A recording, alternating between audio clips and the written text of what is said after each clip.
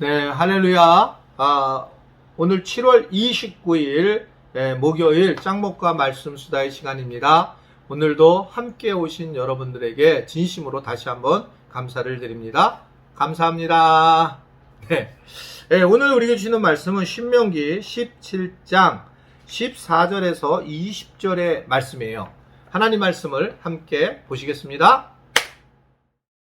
내가 내 하나님 여호와께서 내게 주시는 땅에 이르러 그 땅을 차지하고 거주할 때에 만일 우리도 우리 주위의 모든 민족들 같이 우리 위에 왕을 세워야겠다는 생각이 나거든 반드시 내 하나님 여호와께서 택하신 자를 내 위에 왕으로 세울 것이며 내 위에 왕을 세우려면 내 형제 중에서 한 사람을 할 것이요 내 형제 아닌 타국인을 내 위에 세우지 말 것이며 그는 병마를 많이 두지 말 것이요 병마를 많이 얻으려고 그 백성을 애굽으로 돌아가게 하지 말 것이니 이는 여호와께서 너희에게 이르시기를 너희가 이후에는 그 길로 다시 돌아가지 말 것이라 하셨음이며 그에게 아내를 많이 두어 그의 마음이 미혹되게 하지 말 것이며 자기를 위하여 은금을 많이 쌓지 말 것이니라.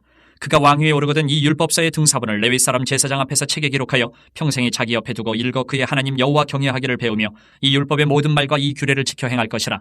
그리하면 그의 마음이 그의 형제 위에 교만하지 아니하고 이 명령에서 떠나 좌로나 우로나 치우치지 아니하리니 이스라엘 중에서 그와 그의 자손이 왕위에 있는 날이 장구하리라.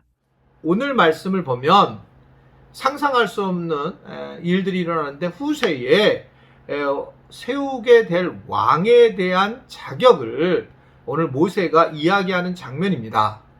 하나님만 있으면 충분한데 결국은 왕이 세워질 거라는 것은 모세가 알게 되고 미리 이제 모세가 왕은 어떤 사람이어야 되는가라는 것을 이야기를 하게 되는 거죠. 오늘 14절에도 보면 맨 아랫부분에 우리 위에 왕을 세워야겠다는 생각이 들거든 하면서 15절에 여러 가지 이야기를 내요. 반드시 내 하나님 여호와께서 택하신 자를 세워라 라고 이렇게 말씀이 시작되는 걸 볼 수 있어요. 왕은 하나님이 택하신 자라는 겁니다.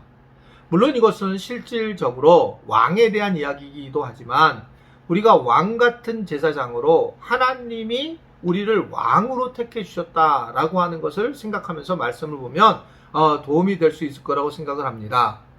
하나님이 택하신 자. 그러니까 이게 이제 우리한테 제일 큰 은혜예요. 저도 제가 목회자가 되었을 때에 주신 말씀이 네가 나를 택한 게 아니고 내가 너를 택하여 세웠다라고 하는 요한복음 15장 16절 말씀을 통해서 은혜를 받은 거잖아요. 여러분 어떠세요? 내가 정말 자격이 있어서 복음을 믿고 복음을 내가 받아들일 수 있는가? 사실은 어렵죠. 그런데 하나님의 택하심으로 우리가 그 은혜를 경험한 거예요. 그래서 우리가 은혜를 받았을 때 가장 많이 나타나는 현상은 내가 하나님의 택함을 받았다. 이것이 가장 큰 거예요. 자, 신학적으로 여러 얘기를 할 게 없이 내가 택했는데 이런 것도 있지만 그러나 그걸 전에 하나님이 내가 택했다라고 하는 그 자체가 하나님이 나를 택했다는 이 자체가 벌써 우리에게 큰 은혜를 주죠. 근데 내가 택했어. 내가 했어. 라고 생각한다면 어떤 겁니까? 이것은 주체가 나예요. 그러면서 이 부분이 하나님 택하심에 대한 성경의 이야기가 많이 있어요.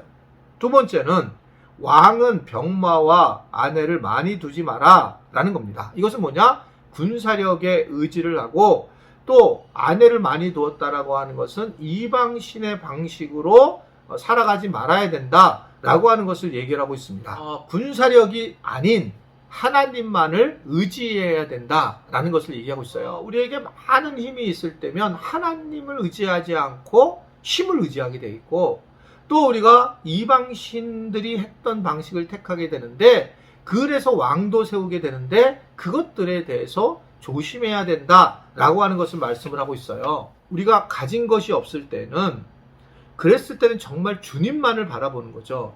그러니까 저 같은 경우는 참 경험을 한 게 참 놀라운 은혜인데 개척을 했을 때는 정말 돈이 하나도 없고 건축 상황에도 돈이 없었어요. 이럴 때는 정말 누구만 바라보냐면 하나님만을 바라보는 거예요. 하나님이 도와주셔야지만 먹고 살 수가 있으니까. 근데 실제로 하나님의 일을 경험을 하게 됐고 많은 사람들이 이름도 모르는 사람들이 와서 그 일을 돕는 것을 경험하면서 하나님이 일하시는 것을 개인적으로 경험을 하게 되었습니다. 그런데 지금은 어느 정도 안정이 될 때에는 문제가 뭐냐면 결국은 물질이 교회에서 있게 되기 시작하면 결국 문제가 생기기 시작을 해요. 저는 교회가 돈을 가지고 있으면 문제가 생긴다고 생각하는 사람이에요. 근본적으로 그것을 어떻게 사용하느냐에 따라서 다들 문제가 되기 때문에 없으면 문제가 없어요. 그냥 자기들 걸 가지고 하게 되지만 교회에 돈이 있다라고 하는 것이 드러나기 시작을 하면 문제가 생기는 것들을 너무 많이 보게 되었고, 우리 교회도 그럴 위험성이 있어요. 제가 만약에 우리 교회가 빚을 마무리까지 다 하게 된다면 저는 어떻게 하든지 돈을 다 나가게 쓰게 하는 것이 제 목회에서 중요하다고 보여져요. 즉 모아놓지는 않겠다는 겁니다. 모아놓는 순간부터 교회는 어려움을 갖게 돼요. 왜냐하면 하나님을 바라보지 않고 많은 사람들이 물질을 바라보기 때문에 그래요. 제가 알고 있는 안산에, 이 교회 이름이 날 뻔했네. 안산에 있는 교회 하나가 있는데, 지난번에 제가 잠깐 설교하러 갔다가 이야기를 들었어요. 그 교회는 그렇게 큰 교회가 아니었는데 어떻든 큰 기업에서 이 교회를 살려고 했고, 그랬을 때에 이제 어떤 알박기가 돼가지고 보통 20억을 받아야 될 만한 데인데, 그 사모님이 열심히 기도하고 난 다음에 와서 이제 50억을 아니면 안 팔겠다 해서 50억이 된 거예요.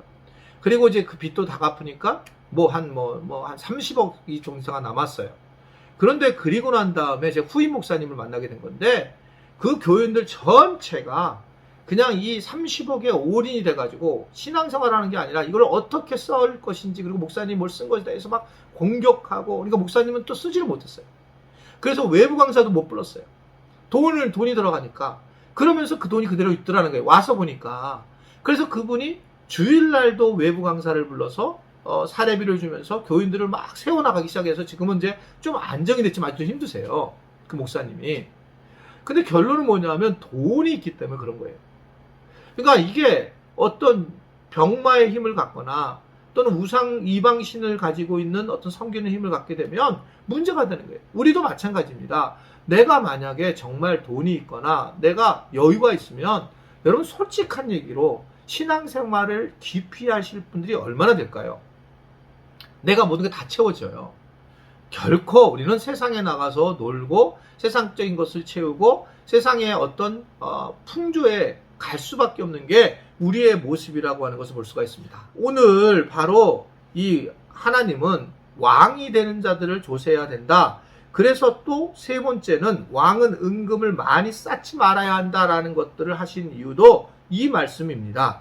은금을 많이 쌓지 마라. 그게 이제 17절에 보면 아내에게 많이 두어서 은금을 쌓지 말고 미혹되지는 말아야 되고 라고 하는 것들을 이야기하고 있어요. 그러니까 결국은 하나님과 멀어지게 하는 것들은 최대한 멀리하는 것이 중요하다. 하나님, 저는요 하나님과 가까이 하지 못해요 라고 했을 때 대부분을 보면 다른 것에 초점을 두고 있다는 거예요. 오늘은 보면 아내에게 초점을 지나치게 두는 것에 대해서 얘기를 해요. 아내를 많이 둔다는 얘기는 이방신을 섬기는 부분도 있지만 어떤 부분이 있어요? 젊은 아내들이 있으니까 막 그 아내한테만 간다는 거예요. 제가 부부사랑학교를 하고 난 다음에 놀랬던 거는, 부부사랑학교에서 부부가 회복이 돼서 부부가 같이 믿음생활 잘해야 되는데 서로 관계 좋지 않았던 사람들을 회복시켰더니 서로가 좋아지면서 오히려 신앙생활을 안 하고 주일날 놀러가는 걸 봤단 말이에요. 이게 성경에 나오는 거예요. 우리가 얼마나 놀라운 일인지. 서로 부부를 회복하게 되면, 목사님이 그렇게 해주셨으면 서로 간에 교회에 나오고 믿음생활을 잘해야 되는데 그렇지 않고 다르게 살아가는 사람들이 있다는 거죠. 그것에 대해서 말씀을 하고 있는 겁니다.